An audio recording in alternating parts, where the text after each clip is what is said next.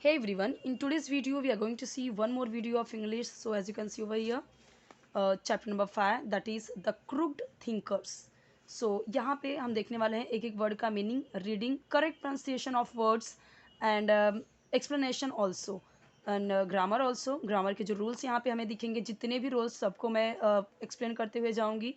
और इसके पहले के बहुत सारे वीडियोस बने हुए हैं, दो प्लेलिस्ट बने हुए हैं। एक तो है English stories translation and second one is basics of English. So दो प्लेलिस्ट हैं। ये वाले जो वीडियोस हैं यानी इंग्लिश स्टोरीज ट्रांसलेशन की, वो थोड़े से हाई लेवल या कह सकते हैं हार्ड होगा उनके लिए जो एकदम बेसिक से स्टार्ट करना चाहते हैं, इंग्लिश की जर्नी जो एकदम स्टार्टिंग से सीखना चाहते हैं। सो उनके लिए तो इजी रहेगा बेसिक्स ऑफ इंग्लिश वाले, वो प्लेलिस्ट में आप जाइए। पहले आप बेसिक्स अपने क्लियर कीजिए, सारी चीज़ें रीडिंग वगैरह, क्योंकि उसमें छोटे छोटे सेंटेंसेस हैं, इजी वर्ड्स हैं, और अगर मैं बोलूँ तो ग्रामर के रूल्स भी बहुत कम और बहुत ईजी वाले हैं। यहाँ पे आपको बहुत सारे यूजेस भी मिलेंगे, ग्रामर टेंसेस भी मिलेगा, और हार्ड वर्ड के मीनिंग यहाँ पे ज़्यादा मिलेंगे आपको। Okay, let's start. जिनको लगता है कि हाँ मेरी इंग्लिश, मुझे बेसिक इंग्लिश तो आती ही है, ठीक है, मेरी और भी इम्प्रूव करना है, तो उनके लिए स्टोरीज वाले वीडियोस सही पड़ेंगे। Okay, let's start. As you can see, this is chapter number 5। So already हमने इसके पहले के वीडियोस अपलोड मैंने किया हुआ है, और भी कई सारे बुक के हैं। एकदम बच्चों वाली बुक से भी है, ये भी बच्चों वाली ही बुक है, एकदम फर्स्ट सेकेंड की। ठीक है, चलिए स्टार्ट करते हैं without wasting our time. The crooked thinkers. Crooked means what?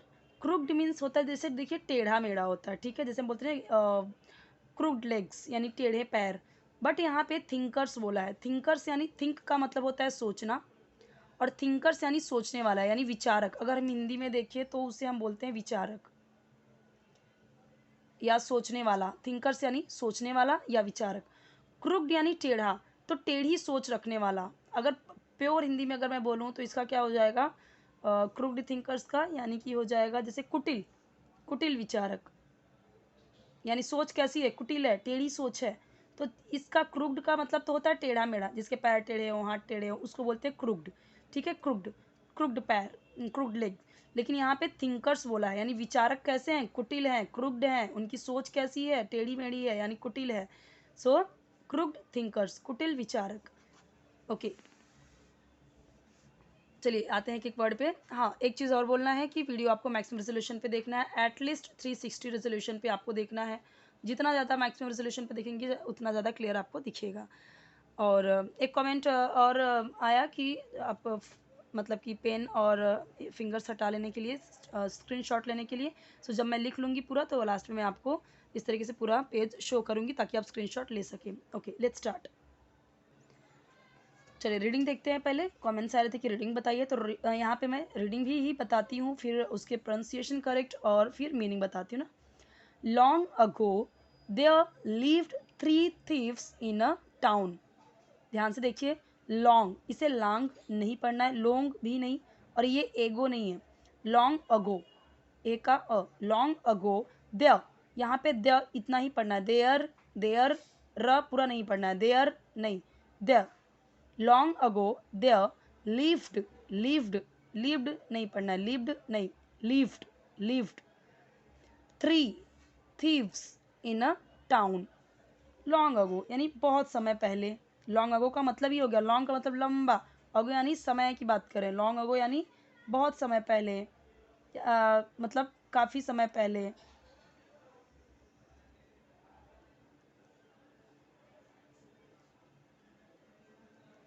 इसका मैंने बताइए बहुत समय पहले। दे आर लिव्ड, लिव्ड यानी यहाँ पे है रहता था, रहते थे, इस तरीके से आएगा। क्योंकि 3 है तो हम हिंदी में तो उसे रहते थे बोलेंगे। 3 यानी 3, थीव्स यानी चोर। यहाँ पे आपने देखा होगा थीफ की स्पेलिंग होती है THIEF, राइट। लेकिन एक चोर की बात किया तो थीफ, लेकिन जब एक से ज़्यादा हैं, 2 थीव्स, 3 थीव्स, बहुत सारे तो थीव्स, तो हम क्या करते हैं, प्लूरल बनाने के लिए हम अक्सर एस का यूज़ कर देते हैं। जैसे कि जैसे मुझे बोलना हुआ कि जैसे यहाँ पे थिंकर था तो थिंकर्स कर दिया बहुवचन के लिए, है ना। एक से ज़्यादा है ना यहाँ पे, इसलिए हमने एस कर दिया, थिंकर्स। लेकिन यहाँ पे VES क्यों है, तो ये कुछ रूल्स हैं कि जब लास्ट में एफ होता है तो हम जब उसका प्लूरल बनाते हैं तो एफ हटा देते हैं और VES लगा देते हैं। ठीक है। जैसे वुल्फ होता है ना, वुल्फ भेड़िया, उसका भी एफ हटा के हम VES लगा देते हैं, ठीक है। और ऐसे ही होता है, जैसे जैसे मैंने कल की वीडियो में बताया था, और आर सेल्फ था, तो आर सेल्फ होता है ऐसे, आर सेल्फ। लेकिन ये जब एफ है, हमें और ज़्यादा लोगों को दिखाना है, सो हम क्या करते हैं, इस तरीके से करते हैं ना, आर सेल्फ्स। ओके, सो ये रूल है। इसलिए ये थीव्स यानी चोर, 3 चोरों की बात हो रही है, तो ये प्लूरल में है, ये प्लूरल में है। उसका सिंगुलर एक वचन क्या है, ये है। कमेंट ये भी आते हैं कि एक वचन बहुवचन क्या है, तो देखिए यानी सिंगुलर क्या है, तो एक वचन है जहाँ पे एक की बात की जाए। प्लूरल क्या है, बहुवचन जहाँ एक से ज़्यादा की बात की जाए। एक से दो भी आ गए ना, तब भी वो प्लूरल हो जाता है, तब भी बहुवचन हो जाता है। इन यानी में, अ यानी एक, टाउन यानी शहर। Long ago there lived 3 thieves in a town. बहुत समय पहले एक शहर में, एक शहर में 3 चोर रहते थे। ओके, तो इस तरीके से हमारा ये सेंटेंस बना। लिव्ड यानी था, थे, थी में हो गया। क्यों? क्योंकि सब्जेक्ट के बाद यहाँ पे ये वर्ब में सेकंड फॉर्म आया है। सेकंड फॉर्म जब भी आता है सब्जेक्ट के बाद, यानी कर्ता के बाद तुरंत वर्ब यानी क्रिया, जैसे रहना, तो ये क्या हो गया आपका, वर्ब है, क्रिया है। रहता था, ठीक है, जाता था, आते थे, ठीक है, आना जाना, हंसना, लिखना, पढ़ना, ये सब हमारा क्या है, क्रिया है। यानी कुछ भी एक्शन कर रहे हैं ना, वो क्रिया है। ऑल थ्री वर, ऑल थ्री यानी वो तीनों, या यहाँ पे ऑल थ्री बोला ना, तो ऑल थ्री, ऑल थ्री वो तीनों, वेर एक्सपर्ट्स, एक्सपर्ट्स थे, यानी एक्सपर्ट मतलब है कि इसमें बहुत एक्सपर्ट है वो।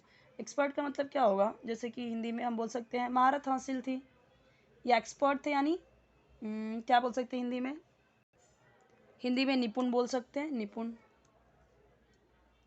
या आप इंग्लिश में ही याद कीजिए। देखिए मैं आपको हमेशा बोलती हूँ, एक्सपर्ट नॉर्मली हम सभी बोलते हैं। मैं बहुत, मैं जैसे मैंने बोला कि वो, अरे वो इंग्लिश बोलने में बहुत एक्सपर्ट है, ठीक है, वो स्पोर्ट्स में बहुत एक्सपर्ट है, किसी चीज़ में उसकी एक्सपर्टीज़ यानी उसमें निपुणता, उसकी कुशलता, उसकी, उसको बोलते हैं expert. Experts in there, in their यहाँ पे ये दे है ना, यानी कि 3 है, तो दे की बात हो रही है। तो हमें, मैंने हमेशा बताया कि अपने के लिए हमेशा देयर यूज़ होगा, अगर है दे तो। वी है तो अपने के लिए आर यूज़ होगा। शी है तो अपने के लिए हर यूज़ होगा। और आई है तो अपने के लिए माँ यूज़ होगा। यू है तो योर यूज़ होगा। तो ये, सो ऑल थ्री वर यानी थे, एक्सपर्ट इन में, देयर ओन अपने, देयर ओन यानी अपने वे में, अपने तरीकों में, यानी अपने कामों में, own way. All three were experts in their own way, वे तीनों अपने तरीकों में यानी अपने कामों में एक्सपर्ट थे। देयर ओन वे यानी अपने तरीकों में, अपने कामों में निपुण थे, एक्सपर्ट थे। वेर यहाँ पे था, थे, थी दिखा रहा है, ठीक है। वॉज यहाँ पे 3 है तो वेर आया। ये भी रूल है, अगर सब्जेक्ट है he, she, it, I and singular, तब आता है वॉज। कब? जब हमें था, थे, थी के सेंस में दिखाना होता है। ओके, दूसरा होता है वी, यू, दे, प्लूरल यानी बहुवचन, वहाँ पे यूज़ करते हैं वर, ठीक है। अब यहाँ पे क्या था, 3, तो प्लूरल हुआ, बहुवचन हुआ, तो all three were experts in their own way, वे तीनों अपने तरीकों में निपुण थे। वन वॉज गुड, अब एक की बात कर रहे हैं, एक एक एक क्या है, ये सिंगुलर है, तो मैंने आपको बताया ना, सिंगुलर क्या है, सिंगुलर के साथ में वॉज आएगा, सिंगुलर यानी एक वचन, तो ये वन तो एक वचन है ना, एक की बात कर रहे हैं ना, यानी इन 3 चोरों में से एक की बात कर रहे हैं। सो वन वॉज गुड, एक था, गुड यानी अच्छा, एट ओपनिंग, एट ओपनिंग यानी खोलने में, लॉक्स ताले, एक ताले खोलने में अच्छा था, क्योंकि हमने क्या देखा, तीनों अपने अपने काम में माहिर थे, एक्सपर्ट्स यानी माहिर, निपुण, कुशल। द सेकेंड वॉज दूसरा, सेकेंड यानी दूसरा था, गुड का मतलब मैंने बता दिया, ठीक है, फिर भी मैं लिख देती हूँ। अच्छा, एट फॉर्जरी, फॉर्जरी का मतलब क्या है, वर्ड ध्यान से देखिए और याद भी कीजिए। फॉर्जरी का मतलब जैसे होता है ना, जालसाजी करना, किसी को फंसाना, तो जालसाजी सबको पता है ये वर्ड, चलिए अभी मैं आपको जालसाजी, अगर आपको नहीं याद हो रहा है, नहीं पता है, तो मैं इंग्लिश में ही बताती हूँ कि इसका मतलब क्या होगा। फौजरी का मतलब जैसे किसी की आंखों में धूल झोंकना, किसी को बेवकूफ़ बनाना, जाल बिछाना, यानी एकदम जो बोलते हैं ना एकदम कुटिल नीति वैसा, वो फौजरी उसको कहते हैं। एंड, और इसे ऐसे ही याद कीजिए, हिंदी में उसे जैसे आपको सुटेबल हो आप वैसे याद कीजिए। एंड द थर्ड वॉज, और तीसरा वॉज यानी था, गुड यानी अच्छा। कितना बहुत ही अच्छी अच्छी लाइन दी गई है, ध्यान से देखिए ना, ये हम नॉर्मली बोलते हैं। विद यानी से, हिज नाइफ अपनी चाकू। अब यहाँ पे देखिए, एक बंदे के लिए बात कर रहे हैं, तो एक बंदे की बात करेंगे अगर एक लड़के की, तो ही बोलते हैं। तो ही के साथ में यहाँ पे क्या आया, हिज। अपने के लिए मैंने आपको बताया था ना कि जैसे आय के साथ माई आएगा। जैसे अगर मैं बोलूँ कि मैं चाकू चलाने में अच्छी थी, तो मैं कैसे बोलूँगी, I was good with my knife. तो हिज की जगह पे क्या हो जाएगा, माई। तो मैंने आपको बोला कि अपने के लिए आय के साथ माई आएगा। मान लीजिए शी है, लड़की कोई है, मैं लड़की के बारे में बात कर रही हूँ, कोई जैसे यहाँ पे मान लीजिए कोई लड़की है रीना, तो मैंने आपको यहाँ पे बताया कि शी के साथ में हर यूज़ करेंगे अपने के लिए। तो जैसे ये हो सकता है शी, जैसे थर्ड है, तीसरे की बात करें तो यहाँ पे मैंने शी रख दिया। She was good with her knife, अपने के लिए क्या आ गया, हर। अब जैसे मान लीजिए यू है, यहाँ पे मैं यू रखती हूँ, ठीक है। यू के साथ मैंने क्या बोला, यो। तो योर, तो यू के साथ में जैसे मान लो यहाँ पे मैंने सब्जेक्ट रखा यू, तो यू के साथ में वेयर हो जाएगा, ठीक है। यू वेयर, क्यों, क्योंकि ये रूल है, मैंने बताया था आई वी यू दे प्लूरल के साथ में वेयर हो जाएगा, दे के साथ में भी, वी के साथ में भी। So we, sorry, were good you were good with your knife. They है अगर तो they were good with their knife, क्योंकि मैंने बोला था दे के साथ में देयर आएगा अपने के लिए। तो ये भी याद करिए, और मैंने हर वीडियो में बताया हुआ है जहाँ पे भी आया है ऐसा। सो क्या हो गया यहाँ पे, one was good at opening locks, एक ताले खोलने में अच्छा था। The second was good at forgery, दूसरा जालसाजी में अच्छा था। And the third was good with his knife, और तीसरा चाकू चलाने में अच्छा था। अब यहाँ पे चाकू की बात की गई है, चाकू में अच्छा था, तो इसका मतलब क्या निकल रहा है, चाकू चलाने में ही अच्छा होगा ना। तो यहाँ पे थोड़े में हिंदी में हम इस तरीके से ही मीनिंग निकालेंगे। नॉर्मली इंग्लिश में बोलना है कि वो चाकू चलाने में अच्छा था, तो हम ऐसे ही बोल सकते हैं third was good with his knife, अपनी नाइफ में अच्छा था, यानी नाइफ चलाने में अच्छा था। So the third was good with his knife, अपनी अपनी नाइफ यानी चाकू, चाकू विद हिज नाइफ यानी चाकू चलाने में। चलिए आगे देखते हैं। Once they looked a house and escaped with a booty. Once यानी एक बार, दे यानी उन्होंने या वे, उन्होंने लुक्ड, लुक्ड अ हाउस एक घर देखा या तलाश की, ठीक है। लुक्ड यानी तलाश की, यहाँ पे हम करेंगे, या देखा एक घर, एंड और एस्केप्ड, एस्केप्ड का मतलब क्या होता है, बच निकलना, ठीक है। एस्केप्ड यानी भाग गए या बच निकले। विद यानी साथ। बूटी, बूटी यानी क्या होता है, जैसे कि ट्रेजर, खजाना, तो खजाने के साथ, विद बूटी खजाने के साथ। Once they looked a house, एक बार उन्होंने, दे का मतलब हम नॉर्मली हम एक से ज़्यादा लोग रहते हैं तो उनके लिए हम बात करते हैं दे, जैसे वे, उन्होंने, वो, वे, इस तरीके से हम दे का यूज़ करते हैं। दे लुक्ड, देखा एक घर या घर की तलाशी की। एंड स्केप्ड, और बच निकले या भाग निकले। विद अ बूटी, और खजाने के साथ भाग निकले। एक बार उन्होंने एक घर की तलाशी ली और खजानों के साथ भाग निकले या बच निकले। मैंने स्केप्ड का दो मतलब बताया, बच निकले या भाग निकले। एक चीज़ और बोलना चाहूँगी कि आप हिंदी पे बिल्कुल मत जाइए, ये सिर्फ़ और सिर्फ आपको नोट डाउन करने के लिए लिखती हूँ मैं, ताकि आप भूल ना जाएँ। और जैसे कि लिख देती हूँ तो आपको याद रहेगा, नहीं तो बार बार आपको देखना पड़ेगा पीछे जा जाके कि मैंने इसका क्या मतलब बताया, और आप नोट डाउन करते जाइए हार्ड वर्ड की meaning. Due to heavy vigilance, due to यानी ड्यू टू का मतलब हो जाता है ना दौरान, जैसे कि हम बोलते हैं ना due to this, due to that, I was not able to attend the meeting, इस तरीके से। Due to heavy vigilance, heavy vigilance, heavy का मतलब होता है भारी, एज वी नो। भारी विजिलेंस का मतलब क्या होता है, जैसे सुरक्षा, चौकसी, या बहुत सतर्कता, पहरेदारी। तो चौकसी लिखती हूँ मैं या फिर सतर्कता लिखती हूँ।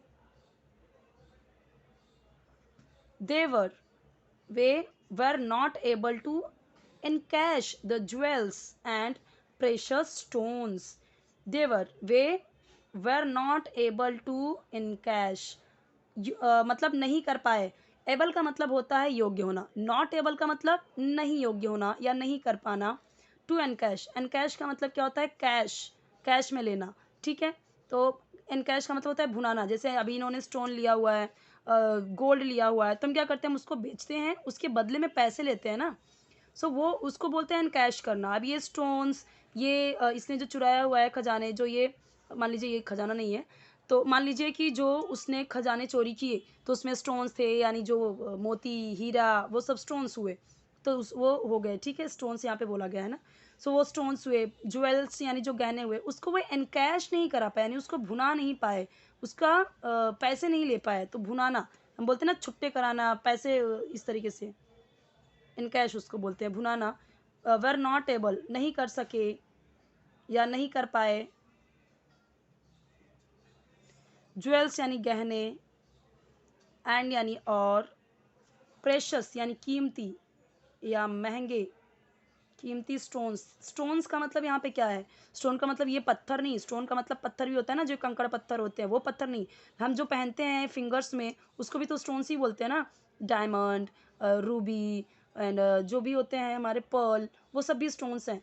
तो स्टोन्स यहाँ पे समझ लीजिए कि जेम्स, जेम्स जो होते हैं, जेम्स, पत्थर ही लिखती हूँ मैं, लेकिन आप समझिए कि किस स्टोन की बात कर रहे हैं, ज्वेल्स वाले स्टोन की बात कर रहे हैं, ठीक है। मैं जेम्स लिखती हूँ, जेम्स यानी पत्थर, और ये महंगे वाले पत्थर हैं, प्रेशस स्टोन्स। कीमती पत्थर होते तो वो भी पत्थर ही है ना, इसलिए पत्थर स्टोन्स बोला गया है। प्रेशस स्टोन्स, हम उसे रत्न बोलते हैं, यस, हिंदी में रत्न बोलते हैं, मुझे याद आया, रत्न बोलते हैं। प्रेशस जेम्स, जेम्स को भी तो रत्न ही बोलते हैं। प्रेशस स्टोन्स यानी कीमती रत्न। इसलिए वे लाए, टुक यानी लाना। अब यहाँ पे सब्जेक्ट है, करता है, यानी जिसके बारे में कुछ बोला जा रहा है, वो तीन है, तो इसलिए दे बोला है। टुक यानी लाए। अब देखिए ध्यान से समझिए, टेक यानी होता है लेना, टुक होता है सेकेंड फॉर्म, ठीक है, एंड टेकन होता है थर्ड फॉर्म, जो हम यूज़ करते हैं प्रेजेंट परफेक्ट में, पास्ट परफेक्ट में, फ्यूचर परफेक्ट में। लेकिन ये जो टुक है ना, सब्जेक्ट की बाद तुरंत आया, सब्जेक्ट के बाद यहाँ पे दे था, तुरंत वर्ब आया, और वो भी सेकेंड फॉर्म में। ये फर्स्ट फॉर्म हुआ, सेकेंड फॉर्म हुआ, या थर्ड फॉर्म हुआ। तो कभी भी जब ऐसे सब्जेक्ट के बाद, कर्ता के बाद तुरंत वर्ब आए और सेकेंड फॉर्म में, तो समझ जाइए वो पास्ट इंडेफिनिट टेंस होता है। तो लिया, दिया, किया, आया, हंसा, गया, रोया, मतलब या, ई, ए, इस तरीके से ख़त्म होगा हिंदी में सेंटेंस। सो दे टुक, इसीलिए वे लिए या उन्होंने लिया, द बूटी खजाना, to a dense, to a dense यानी घनी, श्रब यानी झाड़ियों, श्रब झाड़ियों, टू है तो यानी झाड़ियों के पास, टू है ना, तो के पास, एंड यानी और, बरीड, बरी का करना, बरी का मतलब क्या होता है, दफना देना। बरीड है यानी कि बरी होता है वैसे, लेकिन बरीड है, ये भी सेकंड फॉर्म है। बरीड यानी दफना दिया। इट अंडर, इट यानी इसे, किसे, खजानों की बात कर रहे हैं, अंडर नीचे या अंदर। जैस्मीन, जैस्मीन यानी कि चमेली, एक चमेली, एक चमेली के प्लांट, प्लांट यानी पौधे, सो दैट ताकि, सो दैट यानी ताकि, it would be easy to identify, identify का मतलब होता है पहचानना, पहचानना। टू ईजी यानी ईजी, सरल। It would be, it would be यानी इट यानी यह, वुड भी है तो वी का मतलब होता है होना, और वुड का मतलब आगे की बात कर रहे हैं ना, तो हो सके। चलिए अब समझते हैं इसे। सो दे टुक द बूटी टू अ डेंस श्रब, तो उन्होंने बूटी को घनी झाड़ियों के पास लाए। तो लिया है मैंने लिखा है ना, तो लाए भी होगा, टुक का मतलब लाना, लिया, लिए, ठीक है। तो लाए लिख देती हूँ मैं, टुक यानी लाए, उन्होंने, वे लाए, इस तरीके से। इसलिए इसलिए उन्होंने या वे बूटी को डेंस श्रब के पास लाए, और जैस्मिन प्लांट के, जैस्मिन प्लांट के नीचे इसे बरी कर दिया यानी दफना दिया। मैंने कैसे बोला? बरी कर दिया। सो जब आप इंग्लिश में बोल रहे हो तो ऐसे नहीं बोल सकते बरीड कर दिया, बरी कर दिया, ठीक है, बरी यानी दफना दिया। तो अपने हिंदी के सेंटेंसेस में ना इंग्लिश के वर्ड कैसे लाना है, कैसे यूज़ करना है, वो चीज़ें भी आपको समझ में आनी चाहिए, ताकि वो चीज़ इंग्लिश जो वर्ड्स हैं वो यूज़ करते करते आप सेंटेंसेस भी इंग्लिश में बना सकें। ज़्यादातर आप अपने हिंदी वर्ड को रिप्लेस करके इंग्लिश के वर्ड उसमें डालिए, क्योंकि हमें हिंदी बहुत अच्छे से आती है, हम यहाँ पे इंग्लिश सीखने के लिए हैं। सो ध्यान दीजिए कि ज़्यादातर आप इंग्लिश यूज़ करें। While returning from the shrub, they felt hungry. While returning यानी लौटते समय। While का मतलब ये क्या दिखाता है? While कोई काम होते टाइम, ठीक है। While returning यानी लौटते समय। Returning का मतलब होता है लौटना, और while है तो इस पूरा सेंटेंस का मतलब क्या होगा? लौटते हुए या लौटते समय या लौटने के दौरान, इस तरीके से। फ्रॉम द श्रब, फ्रॉम यानी से, श्रब यानी झाड़ी या झाड़ियों, झाड़ियों से लौटते हुए या झाड़ी से लौटते हुए। दे फेल्ट हंग्री, उन्हें, फेल्ट का मतलब क्या होता है? फील का मतलब होता है महसूस होना, ये क्रिया है, वर्ब है।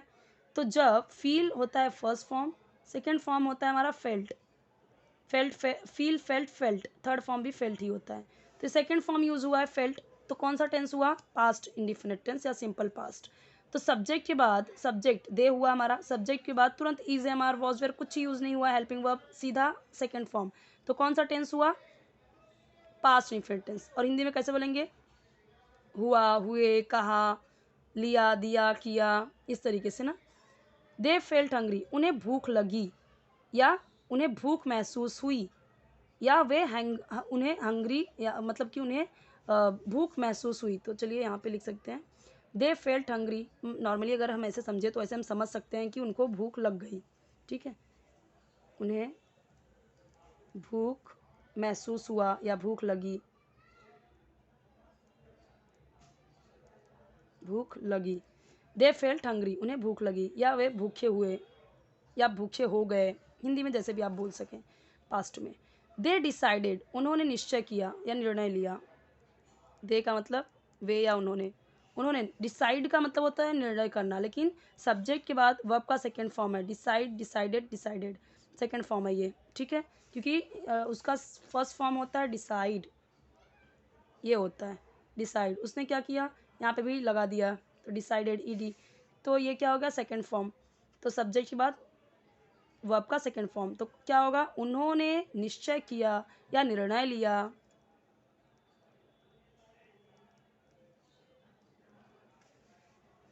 मैंने बोला था कि या ये इस तरीके से हिंदी में सेंटेंस बनेगा। दैट वन कि एक वुड जाएगा, गो है ना, और वुड है, तो वो अभी सोच रहे हैं कि एक तो कोई जाएगा टू टाउन, शहर में, और get something to eat, to eat यानी खाने के लिए, ईट का मतलब होता है ना खाना, खाने के लिए। गेट समथिंग, कुछ लाएगा, समथिंग यानी कुछ, और गेट है तो लाना, कुछ लाएगा। अब यहाँ पे गागेगी क्यों आया? क्योंकि यहाँ पे वुड यूज़ हुआ है, तो अभी ये लोग सोच रहे हैं आगे के बारे में, इसलिए वुड यूज़ हुआ है कि कोई एक तो जाएगा खाने के लिए, कुछ लाएगा, तो यहाँ पे विल की जगह पे वुड यूज़ हुआ है, क्योंकि अभी तक ये सोच रहे हैं, कुछ ऐसा फ्यूचर में हो नहीं रहा है। दे डिसाइडेड, उन्होंने निश्चय किया या निर्णय लिया कि एक शहर में जाएगा, वुड गो, शहर में जाएगा, और खाने के लिए कुछ लाएगा, गेट यानी लाना। जैसे बोलते हैं get one glass of water, get your book, अपनी बुक लाओ, ठीक है। वन ऑफ देम, उनमें से एक, वन ऑफ देम यानी वन का मतलब एक, देम मतलब उनमें से एक, वन ऑफ देम ये पूरा फ्रेज हुआ, तो उनमें से एक, इसका पूरा मतलब क्या होगा? वन ऑफ देम, उनमें से एक। लेफ्ट फॉर टाउन, निकल गया, लेफ्ट यानी निकल जाना, जैसे हम बोलते हैं ना just left my home, just left the school, just मैं स्कूल से निकली, इस तरीके से निकल गया। फॉर टाउन, शहर के लिए, क्यों? क्योंकि फॉर का मतलब होता है के लिए, और टाउन यानी शहर, तो शहर के लिए।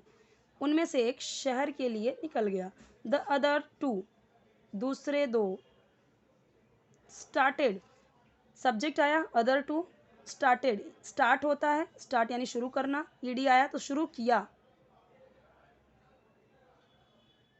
अ हैवी डिस्कशन, भारी यानी एकदम हैवी डिस्कशन। डिस्कशन को हिंदी में क्या बोलेंगे, जैसे वार्ता, बातचीत, ठीक है। So one of them left for town, the other two started a heavy discussion. एक तो शहर के लिए चला गया, निकल गया, और दूसरे दूसरे अदर यानी दूसरे दो, जो दूसरे दो बचे, दूसरे दो स्टार्टेड शुरू किया अ हैवी डिस्कशन, हैवी डिस्कशन। ठीक है, वैसे तो मुझे नहीं लगता कि यहाँ पे आपको हिंदी कुछ समझ में आने वाली है मेरी, क्योंकि बहुत छोटी छोटी लिखी हुई है, और अगर आपके लिए हेल्पफुल है तो आप ज़रूर स्क्रीनशॉट ले लीजिए। मुझे अभी याद आया कि आपको स्क्रीनशॉट लेना है।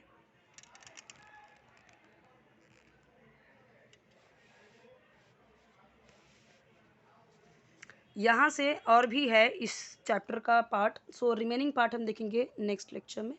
So if you have any doubt, if you want any video, so just do comment in comment section. Okay, मैं ज़रूर प्रोवाइड करूँगी आपके लिए जो भी हेल्पफुल होगा। मैं ट्राई करूँगी कि जल्द से जल्द आप इंग्लिश अपनी सीख पाइए, लेकिन थोड़ी सी प्रैक्टिस आपको भी करनी पड़ेगी। जो हमने रूल्स देखे, जो हमने इंग्लिश के वर्ड्स देखे, जो हमने मीनिंग देखे, उसे याद कीजिए और उसे अपने लैंग्वेज में यूज़ कीजिए। ओके, लैंग्वेज में यूज़ करना इन द सेंस कि आप उसे अपन जब बात कर रहे हैं तो वो वर्ड्स हिंदी की जगह पे वो चीज़ें, वो वर्ड्स यूज़ करें। जैसे अब हम अच्छे की जगह पे आप गुड यूज़ करो, ताले की जगह पे आप लॉक्स यूज़ करें तो नॉर्मल है ना। शहर की जगह पे आप टाउन यूज़ करिए, और जो बोलते हैं बहुत निपुण है, बहुत कुशल है अपने काम में, वहाँ आप एक्सपर्ट यूज़ करें। आप पत्थर कीमती के लिए आप प्रेशस स्टोन, प्रेशस यूज़ करें, पत्थर की जगह पे आप स्टोन यूज़ कीजिए। तो ये सारी चीज़ें तो छोटी छोटी हैं, और जो आप जानते भी हैं, पौधे हम बोलते हैं ना, अरे बहुत यहाँ पे बहुत सारे पौधे हैं, प्लांट यूज़ कीजिए। वहाँ पे चमेली हम बोलते हैं, चमेली का फूल है, उसके लिए आप जैस्मीन यूज़ कीजिए। ओके, जैसे हम बोलते हैं बहुत सरल है, बहुत ईजी है, वो यूज़ कीजिए। हम लोगों ने आज डिसाइड किया है, हम लोगों ने आज पक्का किया, निर्णय किया है, तो उसकी जगह पे आप डिसाइड बोलिए। ओके, और इस तरीके से आप बहुत सारी चीज़ें, इस तरीके से छोटी छोटी चीज़ें जो हैं आप इंग्लिश में स्टार्ट कर सकते हैं। फिर धीरे धीरे सेंटेंस बनाना सीखिए, और थोड़े बहुत जो रूल है उसे भी ध्यान में रखिए। वैसे तो रूल्स आपको कुछ भी हार्ड नहीं लगने वाला, क्योंकि हर वीडियो में मैं रूल सिखाते जा रही हूँ, तो कुछ भी हार्ड आपके लिए नहीं है। चैनल को जरूर सब्सक्राइब कीजिए, वीडियो लाइक कीजिए, फ्रेंड्स के साथ शेयर कीजिए, और जो भी वीडियो चाहिए आप कमेंट में बताइए। रिमेनिंग पार्ट इसका है अभी और इतना, सो वो हम देखेंगे नेक्स्ट वीडियो में। ओके।